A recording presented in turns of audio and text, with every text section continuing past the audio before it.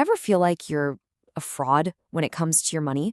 It's this quiet, nagging anxiety that just kind of hangs out in the background for so many of us. And you know what? It actually has a name: Financial Imposter Syndrome. So today, we're going to unpack what it is, why it's a thing, and, most importantly, what you can actually do about it. So, does that question hit a little too close to home? You know that feeling, right? That little voice in your head telling you you're just one wrong move away from everyone finding out you're just faking it with your finances. Well, if that sounds familiar, let me just say, you are so not alone.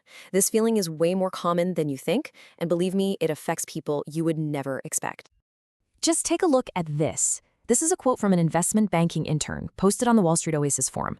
I mean, from the outside looking in, this person has made it, right? They're in the super high-powered, competitive field. But on the inside, they feel like a total stranger. It's such a powerful reminder that having that external success doesn't mean a thing to that internal voice of doubt. It just doesn't automatically shut it up. Okay, so we've seen what this feels like out in the wild. Now let's actually put a formal name to this anxiety and break down what the experts are talking about when they say financial imposter syndrome. All right, here's the official definition from a recent KeyBank survey. It's basically the gap, the disconnect, between the self-doubt you feel about your money skills and what your financial picture actually looks like. In other words, it's that nagging belief that you're just not as good with money as everyone else thinks you are. Yeah, think of it like this. It's the feeling that you're wearing a mask and you just can't bring yourself to own your successes. Instead of saying, hey, I worked hard for this, you chalk it all up to luck or good timing, or you think you've somehow fooled everybody. And this isn't just a feeling, it has real consequences. It can make you avoid smart money moves like investing, all because you're terrified you'll be found out. So how common is this? Get this. That same KeyBank survey found that a full 50% of Americans, that's half the country, report feeling financial stress. This isn't some tiny niche problem. It's a massive, widespread anxiety that a lot of us are dealing with, usually in silence. And it's not just one type of person either. You see it all over the place. New professionals who step into a big role and suddenly feel totally exposed. Recent grads who look at their first real paycheck and just feel completely out of their depth.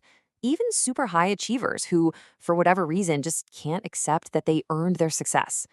Basically, anytime you're starting a new financial chapter in your life, you're a little vulnerable to this. Okay, now we're getting to the real core of this thing.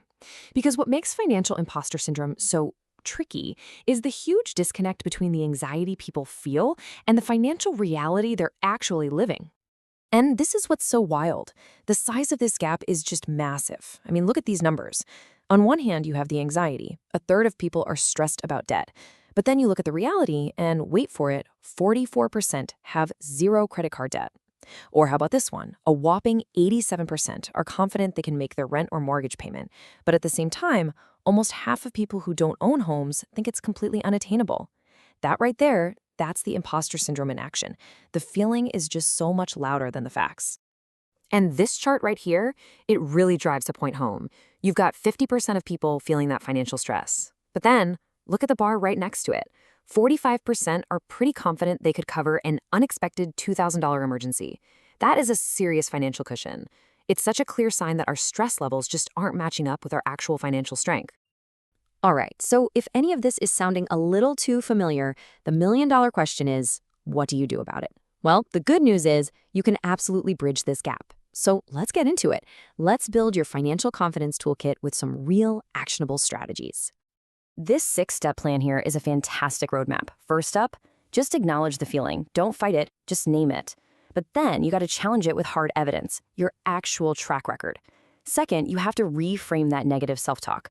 So instead of I got lucky, you say, no, I prepared for this and I delivered. Third, and this one is huge, connect with people. This stuff thrives in isolation, so you need a trusted network. Then you want to embrace a leadership mindset. Learn new things constantly to build real confidence. And finally, take time to reflect. Actually journal your wins so you can see how far you've come. And this table is perfect because it shows you exactly what that reframing looks like. It's all about swapping out those limiting beliefs for something more powerful. So you ditch I have to have all the answers and replace it with, you know what? Strong leaders ask better questions. You stop chasing perfection and start celebrating progress. And asking for help, that's not weakness, my friend. That is a leadership skill. And you hear this same advice from experts and recent grads. The wisdom is pretty simple, but it's so powerful.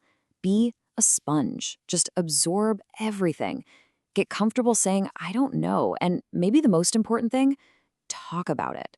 Share how you're feeling. Because the second you open up about these struggles, you realize, oh, wow, it's not just me.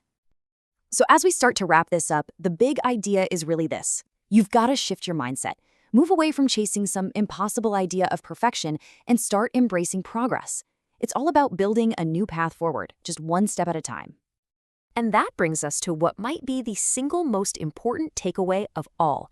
Financial confidence. It's not something you're born with. It's not a personality trait. It is a form of resilience that is built. It's a skill that you develop by doing all the things we just talked about, challenging your thoughts, always learning, and talking to other people. You know, let's close this out with one more piece of wisdom from that same online forum we started with.